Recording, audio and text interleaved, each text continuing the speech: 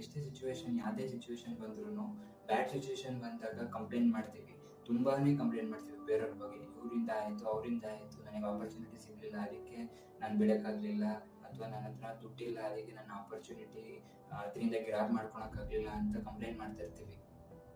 ಆದರೆ ಒಂದ್ಸತಿ ಯೋಚನೆ ಮಾಡಿ, ಆ ರೀತಿ ಕಂಪ್ಲೇಂಟ್ ಮಾಡಿದ ತಕ್ಷಣ ಏನಾದರೂ ಚೇಂಜ್ ಆಯಿತಾ? ನೀವೇನಾದರೂ ಕಂಪ್ಲೇಂಟ್ ಮಾಡಿದ ತಕ್ಷಣವೇ ಏನು ಕಂಪ್ಲೇಂಟ್ ಮಾಡ್ತಿದ್ರು ಅದು ನಿಮಗೆ ಸಿಗ್ತಾ? ದುಡ್ಡಿಲ್ಲ ಅಂತ ಕಂಪ್ಲೇಂಟ್ ಮಾಡ್ತಿದ್ರೆ ದುಡ್ಡು ಸಿಗ್ತಾ?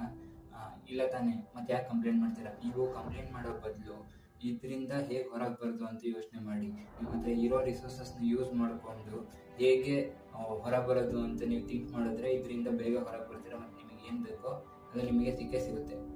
ಬ್ರೋ, ನನ್ನ ಹತ್ರ ಏನಿಲ್ಲ, ದುಡ್ಡಿಲ್ಲ, ಅಥವಾ ನಾನು ಅಂದ್ಕೊಂಡಿರೋದು ಸಾಧಿಸೋಕ್ಕೆ ದುಡ್ಡು ಬೇಕು, ಹೇಗೆ ಅರ್ನ್ ಮಾಡೋದು, ಅಥವಾ ಏನು ಮಾಡೋದು, ನನ್ನ ಹತ್ರ ಈ ಥರ, ಅಥವಾ ಏನು ಮಾಡೋದು, ನನ್ನ ಹತ್ರ ಈ ಥರ ಫೆಸಿಲಿಟೀಸ್ ಇಲ್ಲ ಅಂತ ನೀವು ನನ್ನ